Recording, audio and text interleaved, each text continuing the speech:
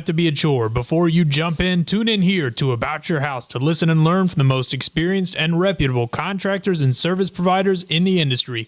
On today's show, we have Les Grattan of Grattan Pest Solutions in the house.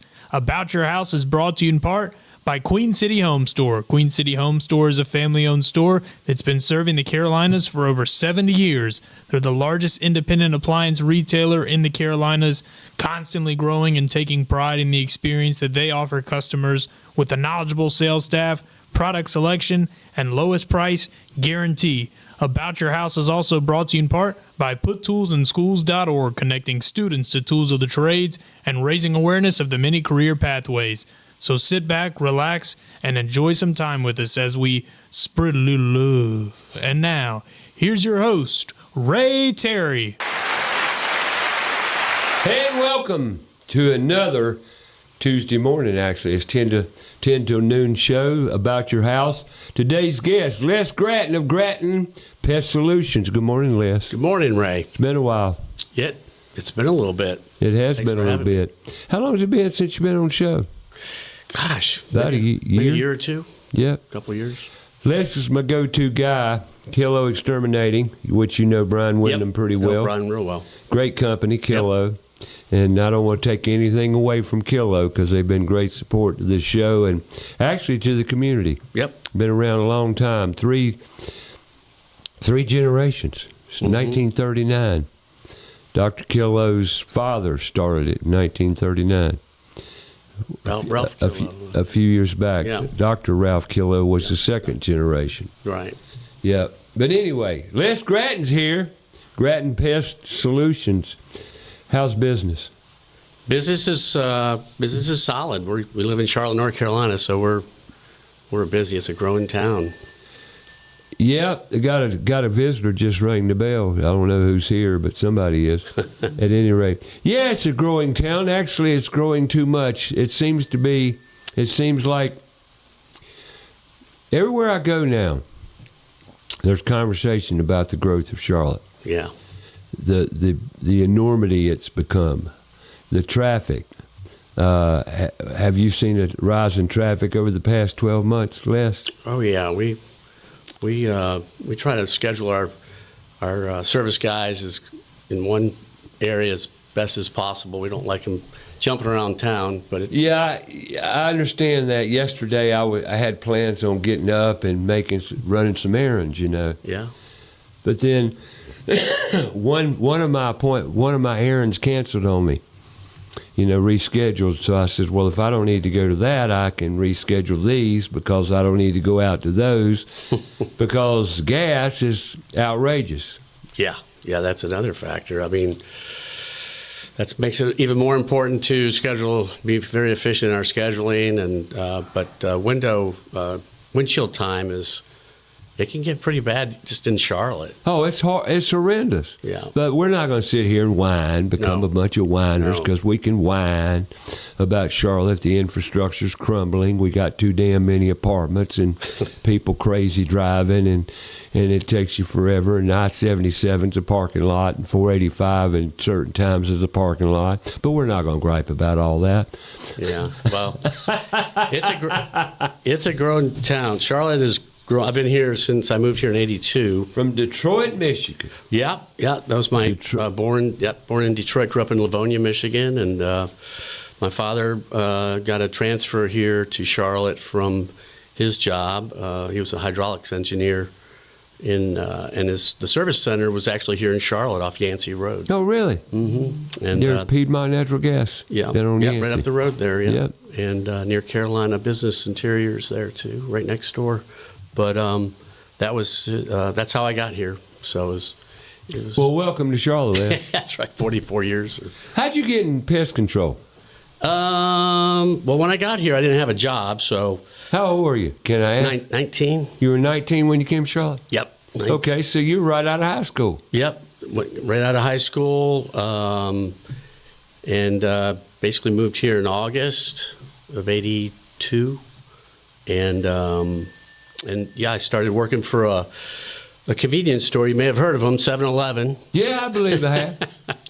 And worked there for a little bit, and a lady came in with her son, and asked me if I was interested in applying for a job with her husband. Her husband worked in a pest control company, so I was between working in that company and trucking for Pepsi-Cola in Charlotte. So Okay. I chose pest control. So, and then I worked there for 22 years, and we started our own family-owned operated So business. you started. Now we've never talked about this. Do you realize that? Yeah, I worked for one company here in Charlotte for Pest control. yeah, for 20 some years. Yeah, Cool. And then we departed ways, and I started my own. And So you liked pest control. yeah, I started as a technician, and yeah, I have a lot of background of doing service in Charlotte Douglas International Airport, a lot of hospitals, not so much residential back then, but everything else, industrial, healthcare.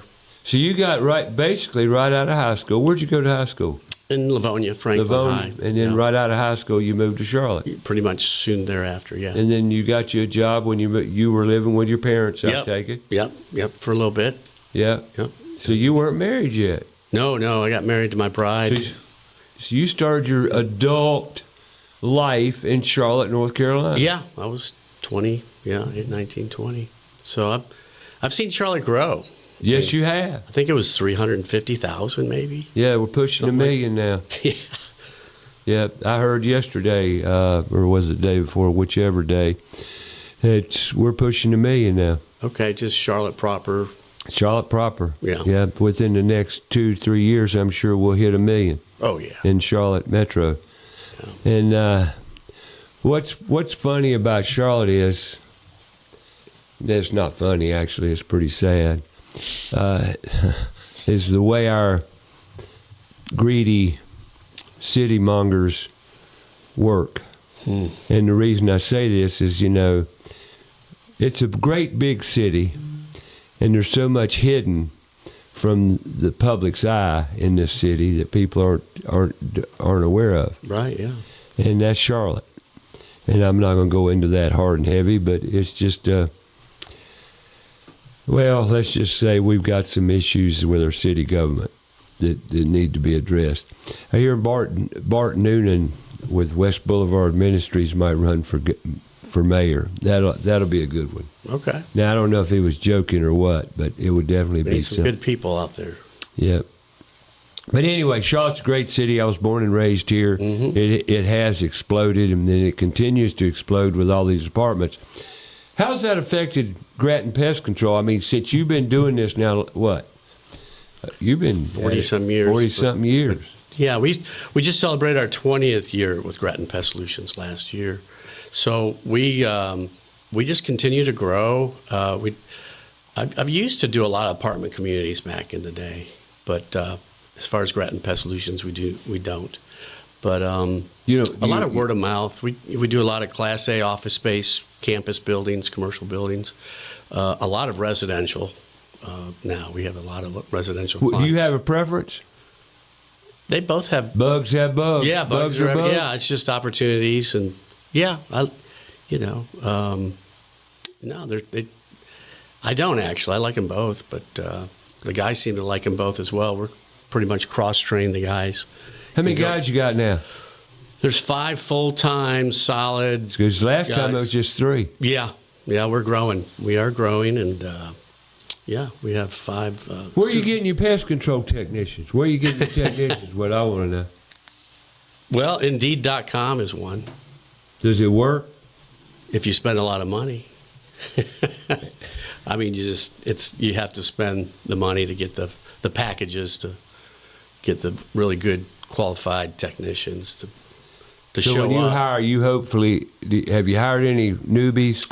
Rookies? Yeah, I actually have a young fella, Taylor, just joined us, joined the team. He's How old? 30, early 30s. Early 30s? Yeah.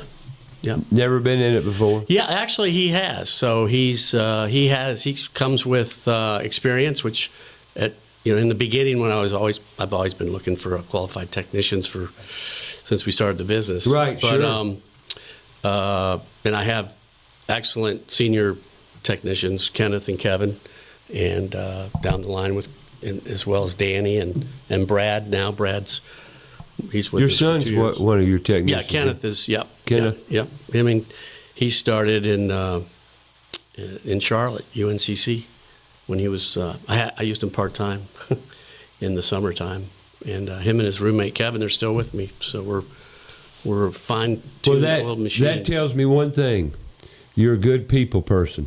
Yeah, those guys do great work. Because see, one thing I've noticed that when you've got stable employees that are with you a long time, you're definitely managing people correctly and you're leading correctly. Yeah, they do a great job. We treat them well. They treat us well. Well, you got to take care of your people. Yeah, no, that's huge. Yeah. You've got to take care of your technicians and your people. Grattan Pest Control. I call it Pest Control. Grattan Pest Solutions.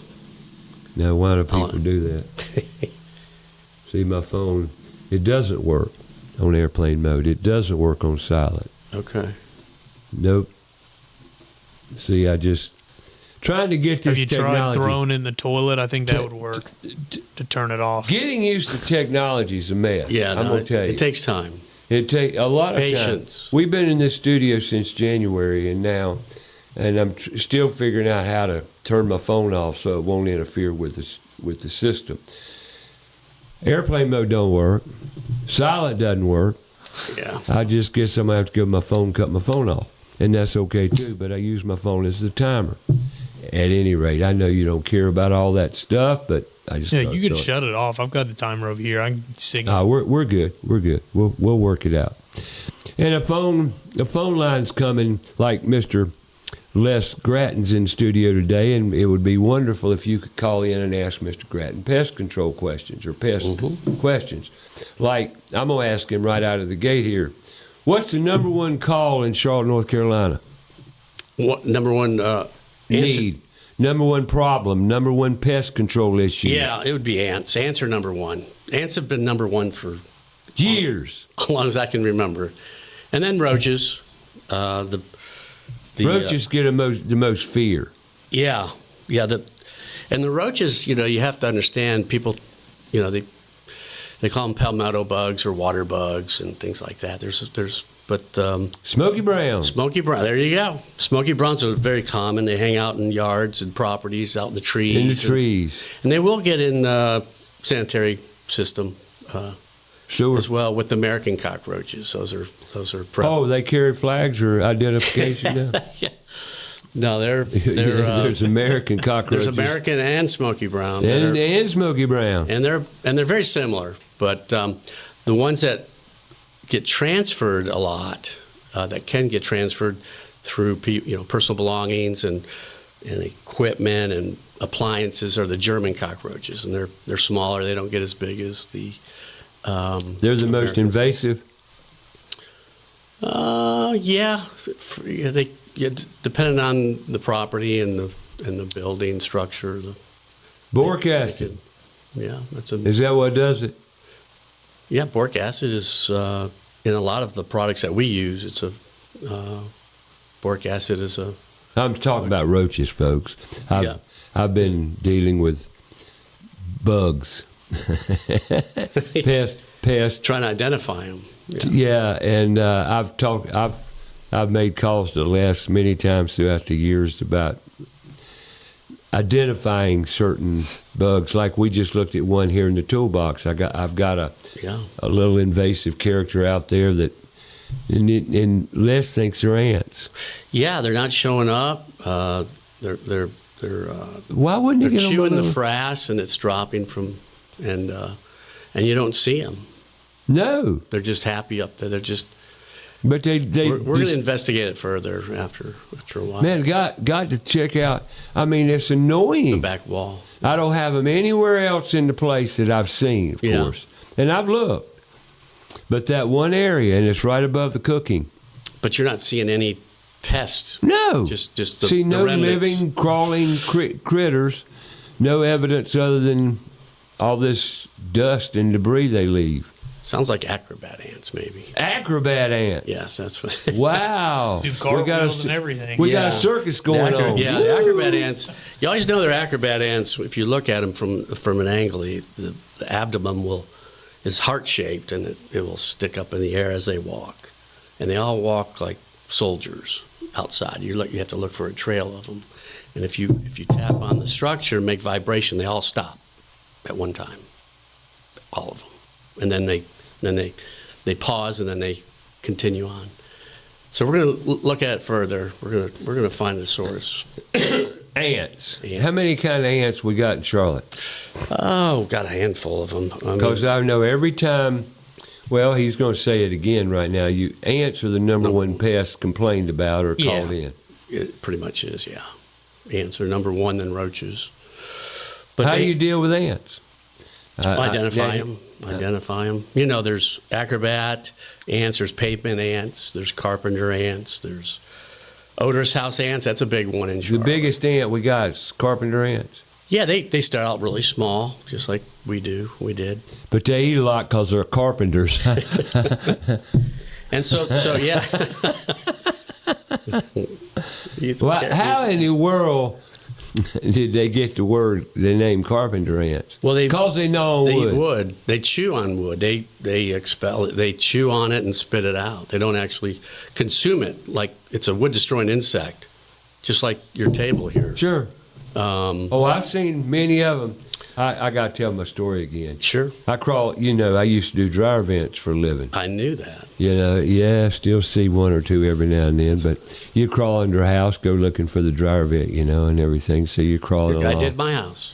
I did? Okay. Yeah, I remember that. Yeah, I did, Steve. And then so I'm crawling under a house, and you got this insulation up between the floor joist and, and sometimes I have to pull the insulation back to find things. And I pulled it back one day to look for a situation. I don't know what I was looking for, but something. And man, these ants just fell out of the insulation, got on me, and started going crazy. I said, whoa! And but I saw their little tiny tool belt. I knew immediately it was a carpenter ant. I mistaken it for eggs. Those little tiny white eggs came out. Yeah, a little tiny tool belt. And I said, oh, you're a carpenter ant. Yeah, I knew it. No, I knew they were carpenter ants because they were under a crawl space in between. And they're large. And they were big. All the adults. Black ones. They get pretty big. Black, and they're black and brown, all black. Some are brown, black. They're a combination. So they got racial issues going on. They with just brown change and black. color. Yeah. Different color. Carpenter ants. It's everywhere. And they're in the trees. They're actually good pruners up in the trees. They'll go up and eat dead wood. They usually work on the dead wood. And they're sort of like your natural pruners, They, you see sticks falling out of trees. It could be part of the reason that happening is because of the carpenter ants, or if right. if the tree is diseased, they will. If the tree is diseased, they'll attack the tree as well as termites too. Termites will, and the big difference between an ant and a termite, there's several, but ants will actually work on the wood and spit it out. Like a carpenter bee does that. A carpenter bee does that. But we'll talk about carpenter bee. Yeah, but the termites, subterranean termites actually eat the wood and they consume it and they break it down in their gut. It's called protozoa, an enzyme, and they where it goes after that. So they build their termite tubes, mud tubes that way to when they come out of the ground because they can't survive like us. Right. They don't have an exoskeleton. So they're very soft-bodied insects, so they have to build those tubes. And they'll build them up the structure. They'll pop up in the middle of the crawl space coming out of the soil.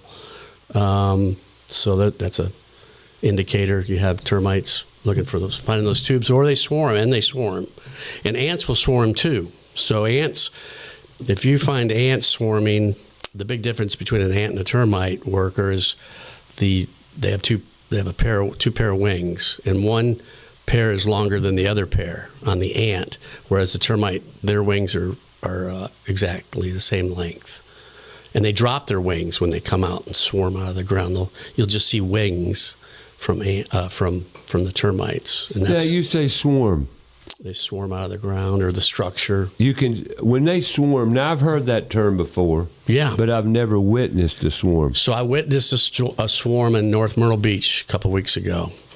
Suzanne and I, we were outside having lunch, and perfect conditions. It was moist. It was just a warm 70-degree. Humidity wasn't really high.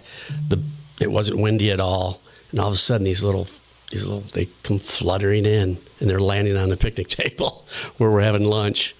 And I said, well, and I looked around, and there was a baiting system in the ground around the structure. So, but they could have been coming out of the structure somewhere nearby, or the wind just blew them out of the ground. They come out of the ground. I've seen them come out of my tree before, the base of my tree.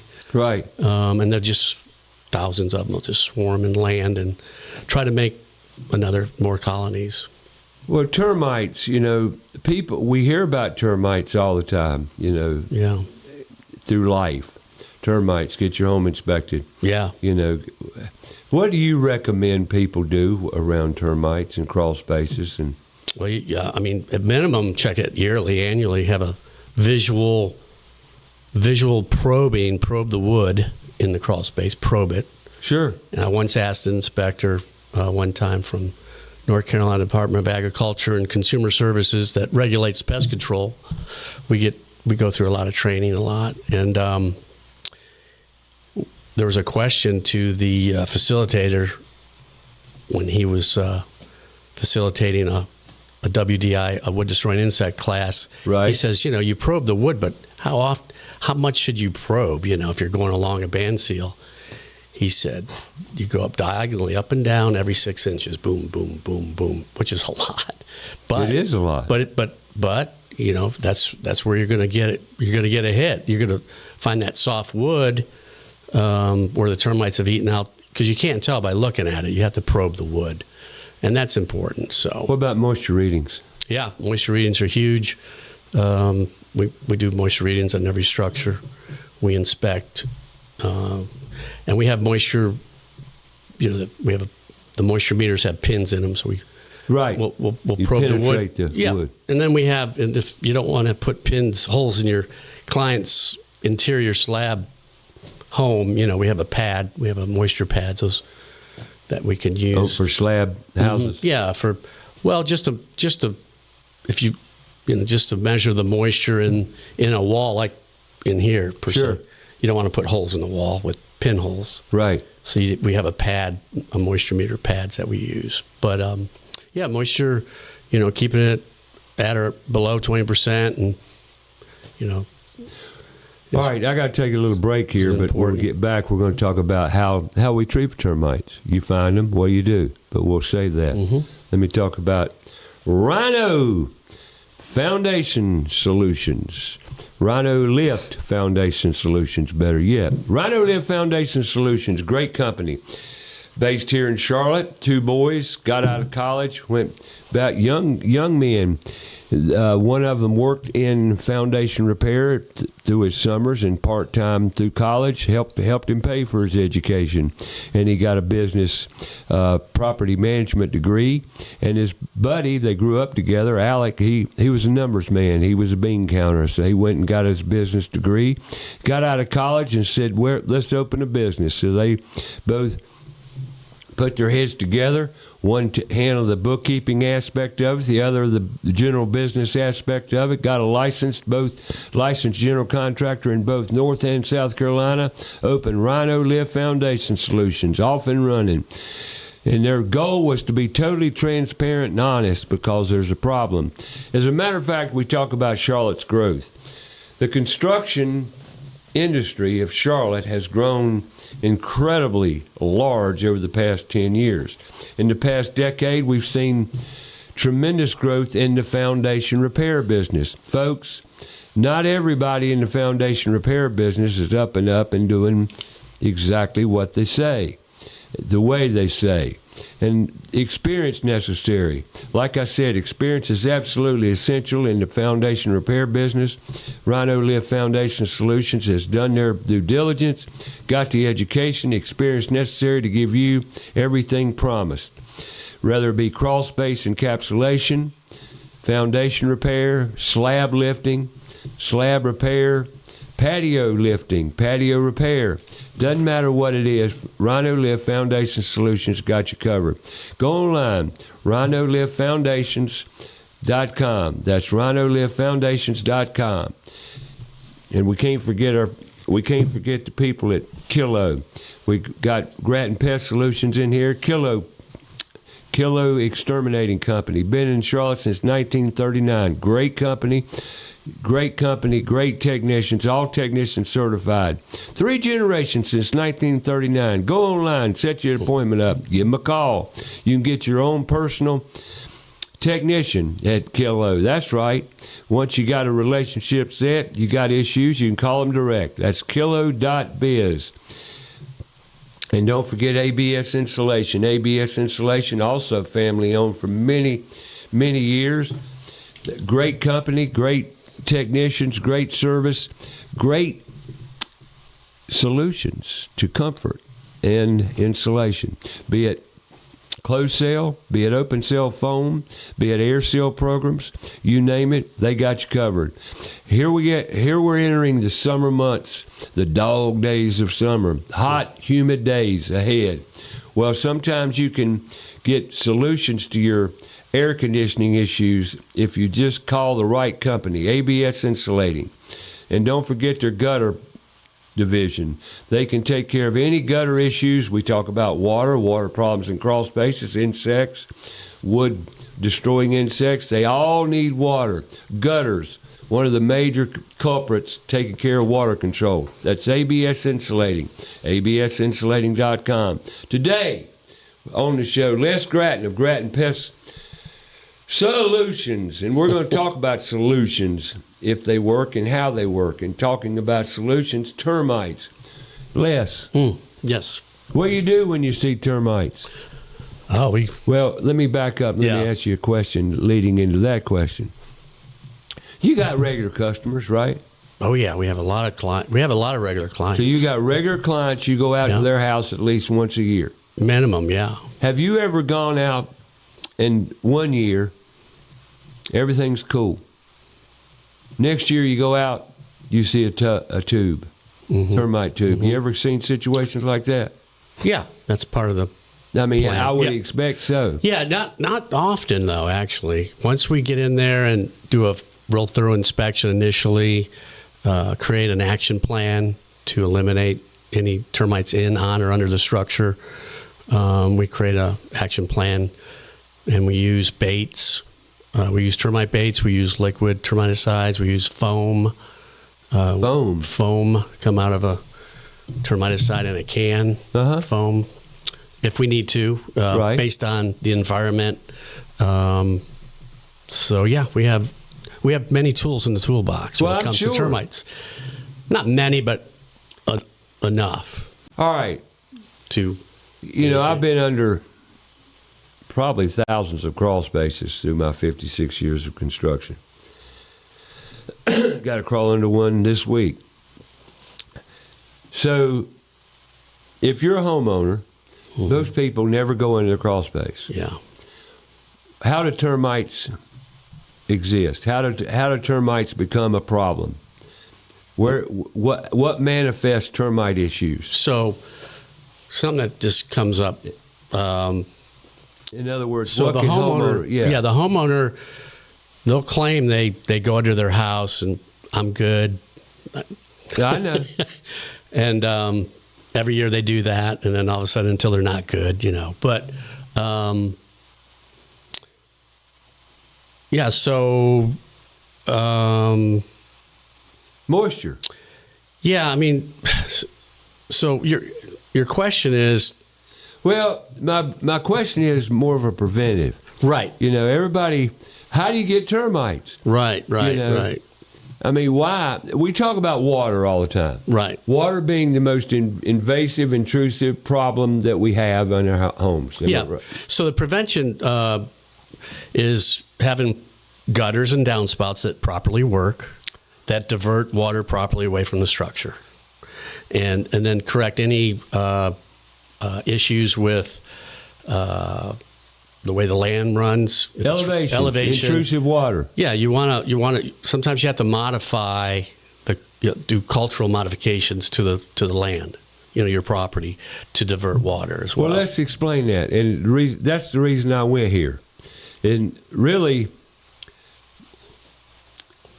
if you buy a house brand new, a lot of people do, a lot of subdivision houses, and you live in that house for 10, 15, 20 years, maybe longer, the elevations change due to mulch, beds, erosion, various things. Yeah. That's why I tell people the culprit in termites and wood-destroying insects is water.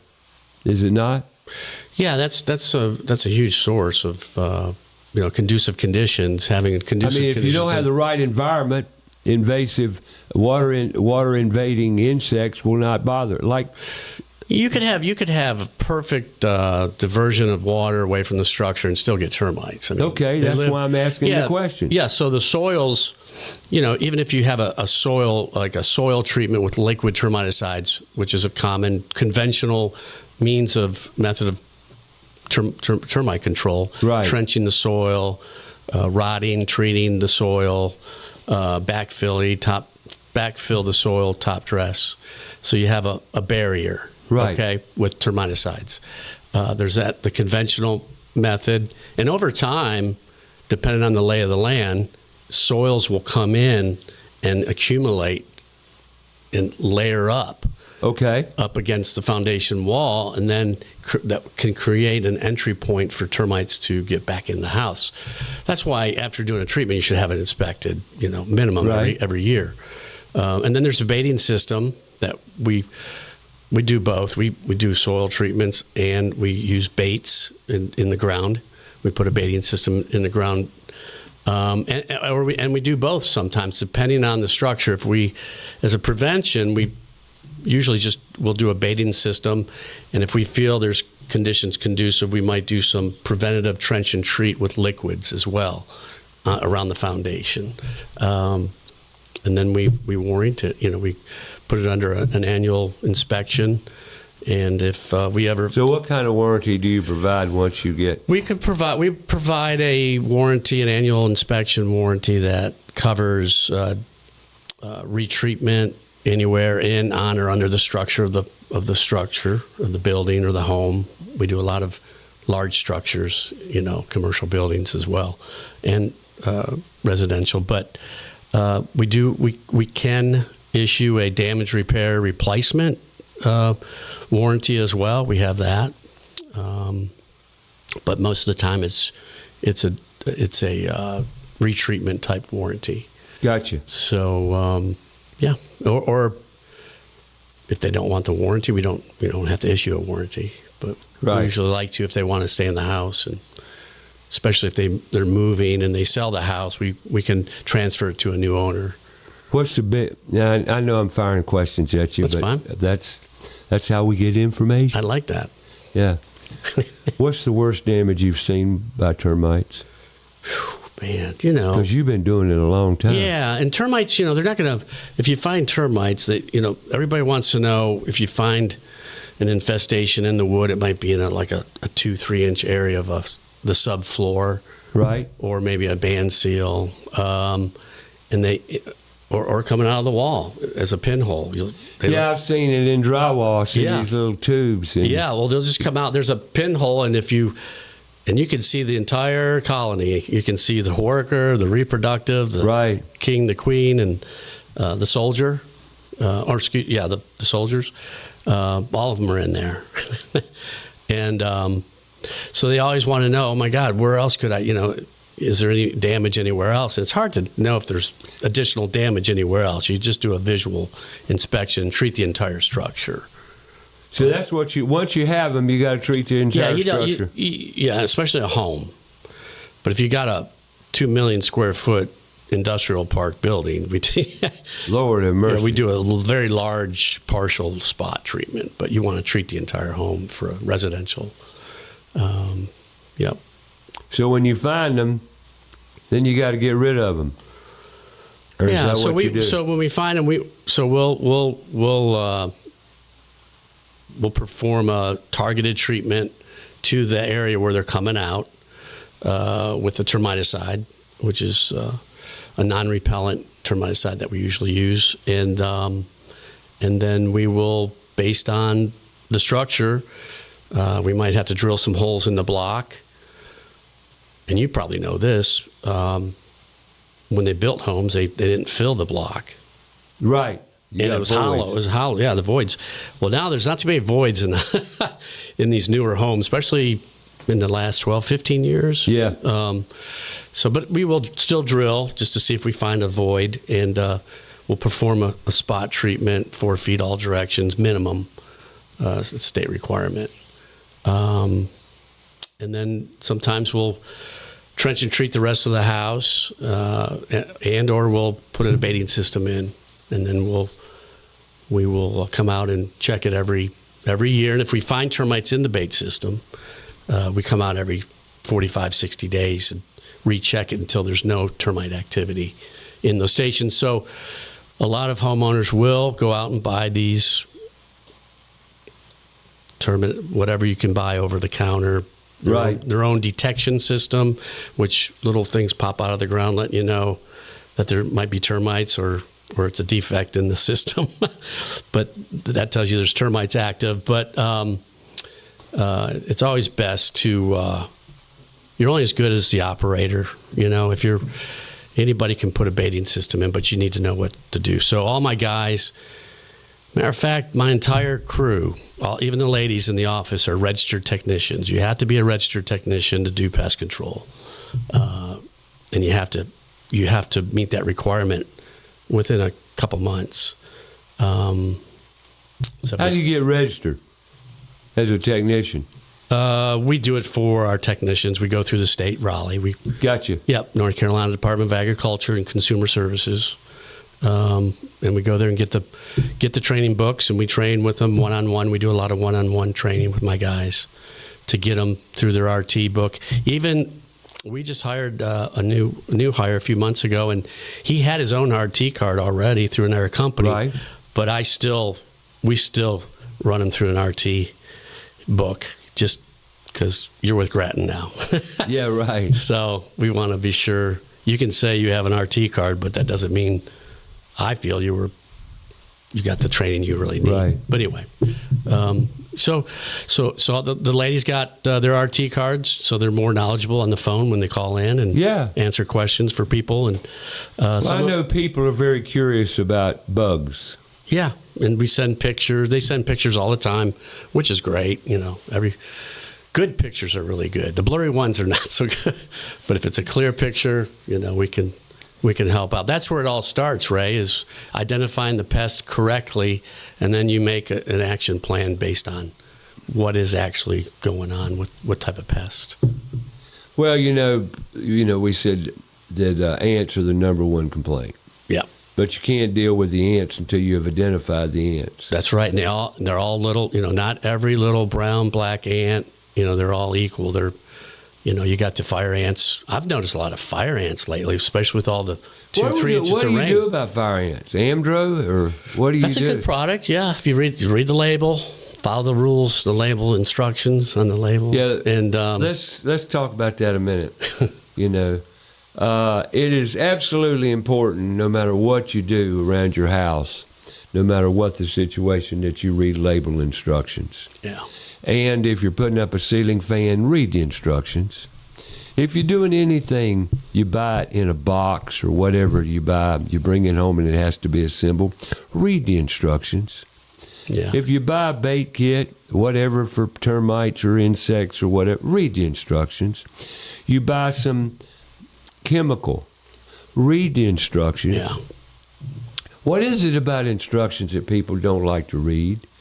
Why? Takes too long. Short attention spans. Yeah, but I'm going to tell you something. Reading instructions, I'm a man. But I learned about 30 years ago. Read the instructions. My older brother told me, he goes, now, Les, you got a new car. You got to read that owner's manual from front to back before you get Should. Yeah, I always remember that. So when I got a new truck, I looked for my owner's manual. They didn't have one. They don't do that anymore. Nope. So I had to order an owner's manual to read You have to go online. and it's an app, which is fine. Yeah. Man, everything's changed. Yeah. It's all technology. Which is fine, but I don't want to be on my phone. No, it's not fine either. Wouldn't it be 24. easier, though, if you just had a book? I mean, you pay all that money for a car. book You is- think they could just put a book in there, right? You think, yeah. Yeah, it's cutting those costs, maybe. I don't know. Yeah. No, Yeah. it doesn't work that way. They cut cost at any rate. But read instructions. That's the message here. Yeah. Some people, and women and men, they don't differ. Neither one of them like to read instructions. Nobody likes to read instructions. But I'm not a quick reader. Now, my wife is. She can read like... I had to put a downdraft in last week of range. I'm still doing kitchen ventilation. Good. And when I showed up, I said, you know what? I hadn't read instructions in a few years. Well, that's the reason being because I've done it before. Right, it's like clockwork. I've read the instructions to that before, so I'm familiar with Right. it. But I sat down last week and said, let me just go through again and make sure I'm doing what I'm supposed to be doing. So but we do that in our company. Like, we have an app with labels, a label app, and we pay a company that specifically updates them to the most recent, updates on the labels. And we have meetings based on labels. Labels are huge. See, here's a company that labels instructions, same thing. Yeah, and even though you say we know what to do, but they do change. I mean, Things as change. far as pest and methods of application, and a little bit over time. Right. Instructions, very important. Now, back to fire ants. Yeah. What do you recommend for fire ants? Yeah, so don't poke them with a stick. Agitate them. No. Leave them alone. Leave them alone. Yeah, they come out of the ground. One day you don't have them. The next day after 2 inches of rain, they're just coming out of the ground because they could live up to 2 feet, 1.5 feet down in the ground, especially during the drought. They're seeking moisture. And with the drought, we didn't have any moisture. So now I've noticed around town, them just kind of popping up. Because of the rain Coming to we've the had. surface. Yeah, exactly.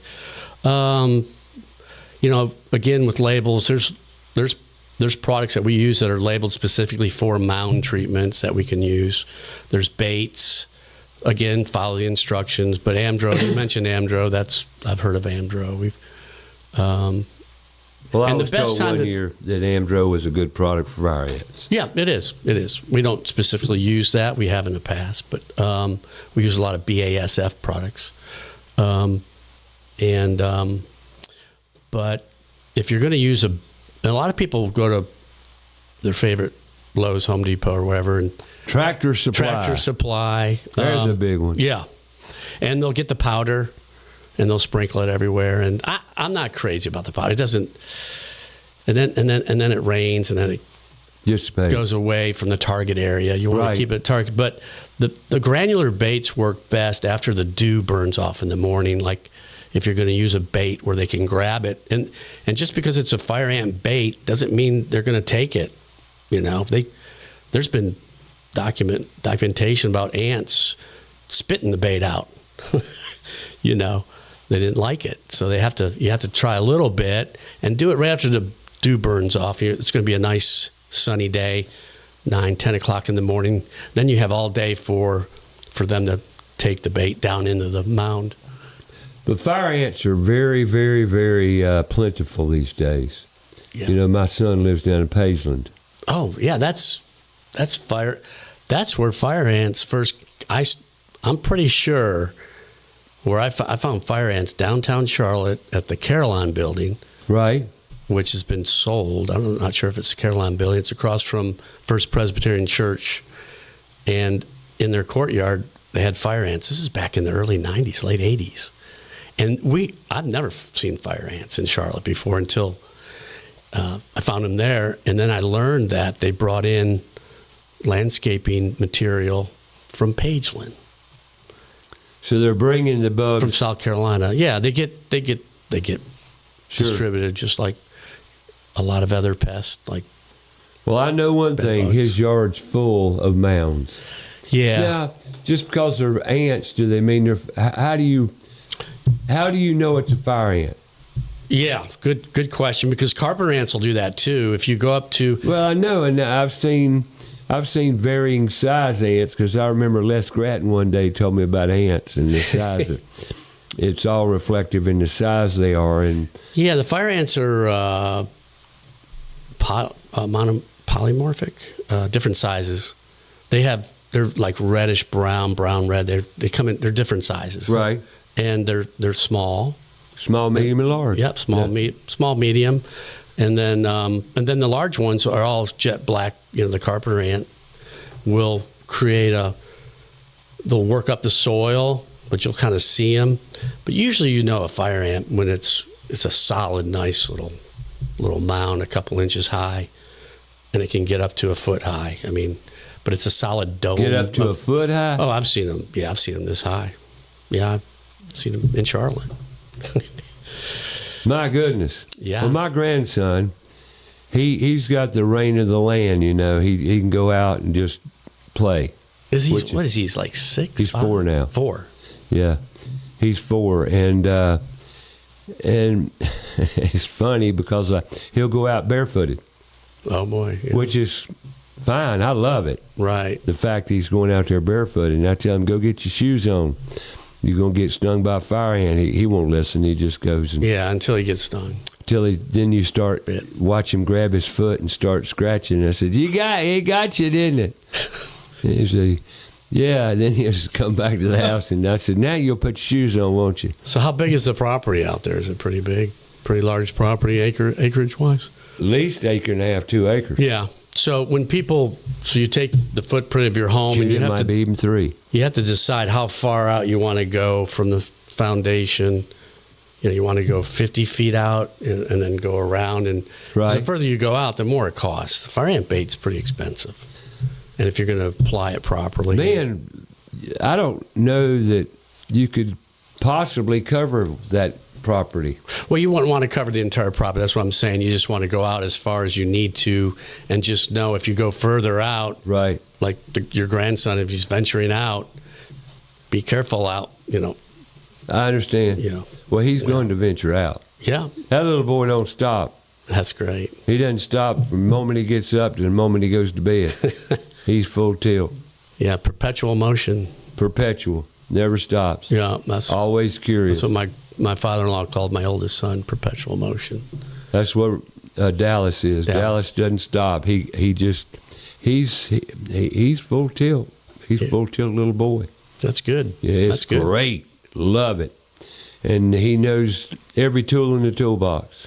Wow, that's wonderful. 4 years old, and we had a conversation with my son yesterday about homeschooling. Mm-hmm. And first order of business, math, tape measure reading.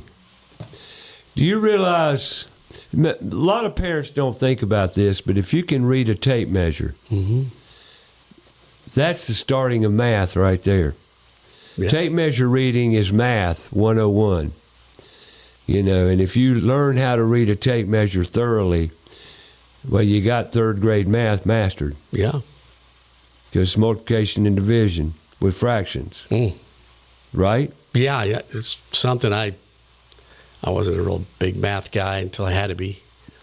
Well, but see, learning how to read a tape measure, I'm going to break away a minute. Let me take care of my sponsors here, and then I'm going to come back and talk about our little workshop ceremonies we have over here every Saturday morning. Floor Coverings International, Southeast Charlotte, your floor covering store at your door. Let me explain. They bring the showroom to you. That's right, to you. They got, 4, 5, 7, 11 vans with great technicians, professionalism, knowledgeable staff. They bring you what you may need for your floor, be it stairway, stair treads, stair treads, flooring, hardwood flooring, be it oak, be it engineered, be it pre-finished, be it sanded, doesn't matter. They got it. LVP, that's luxury vinyl plank. LVT, luxury vinyl tile. Carpet, Final, whatever the situation warrants, whatever you want, they got it.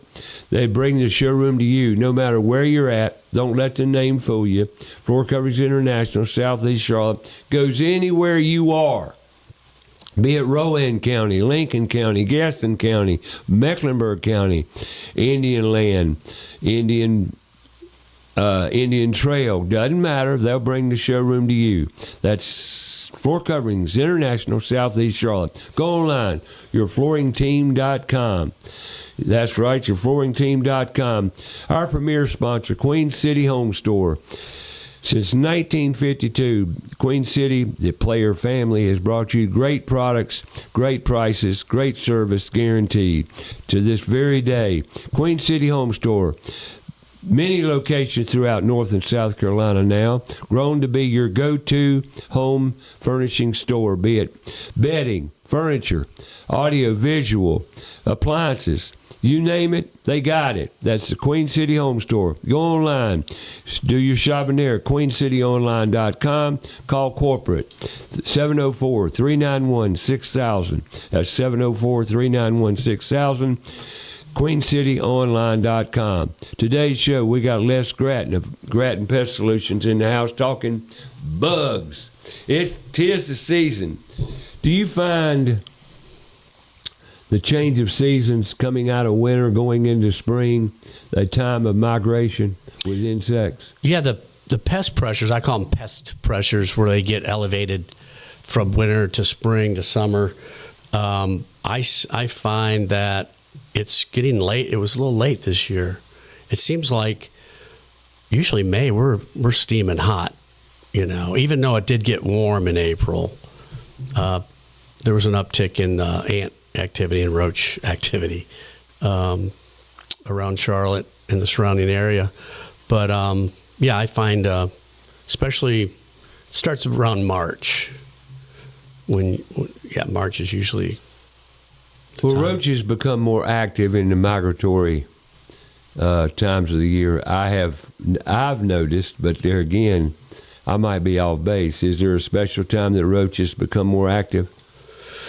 Warm months. The warm months. I mean, they're active. I went for a walk yesterday, and I saw a slew of American cockroaches in the road. And they don't normally come out during the day like that, do they? Well, they can if where they were living really close by, which is under the road. Right.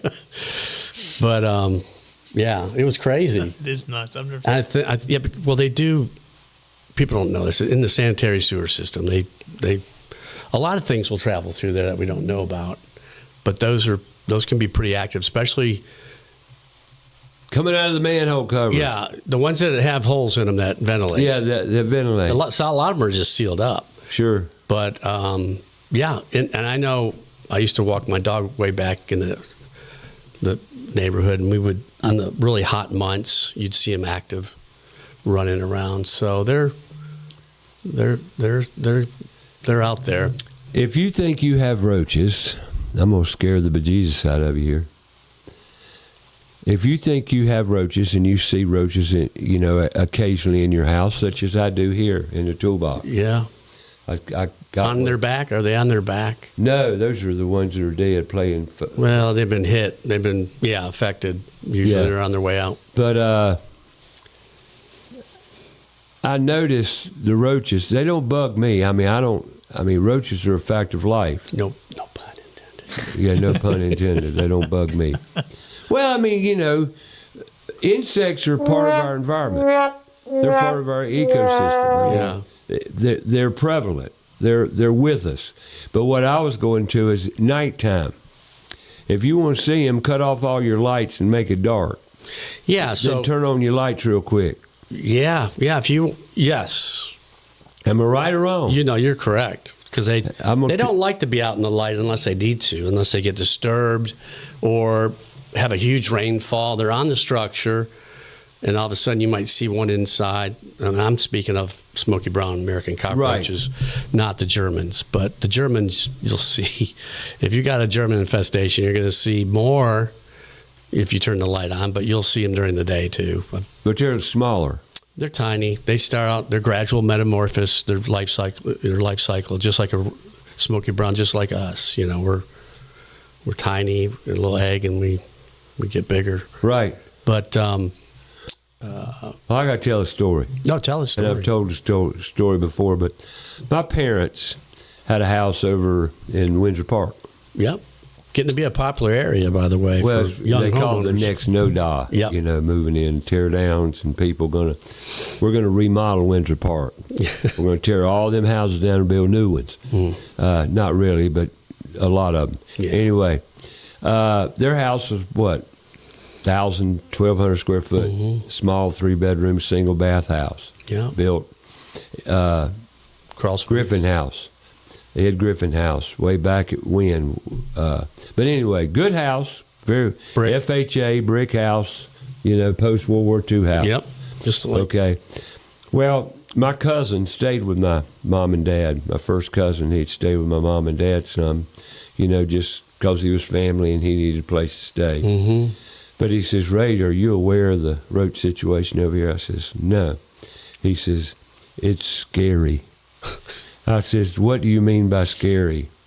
He says, well, last night I got up and I wanted some water, so I got up and went in the kitchen. And, you know, it's dark. Yeah. And he says, I cut the light on. He says, man, I thought I was in a horror movie. Yeah. He says, roaches just were everywhere. And I said, you're kidding. He says, I wish I was.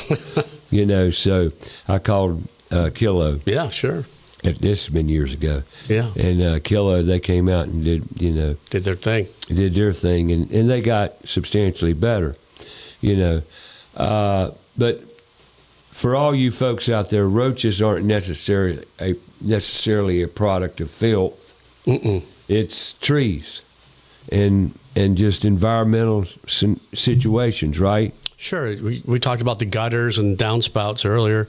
You might have a gutter system that's clogged up, and that's a really good area for ants and roaches to live. Did you hear what he just said? Gutters. Yeah, gutters. We talk about ABS insulating gutter division. Here we go. Gutters. Yep, you need them. That wasn't a plug. I don't even know ABS. I know. Not yet. Well, they're a great company when it comes to gutters, but Yeah. if you've got gutters and you don't maintain them, it's going to result in infestation of insects and wood-destroying insects and just pests.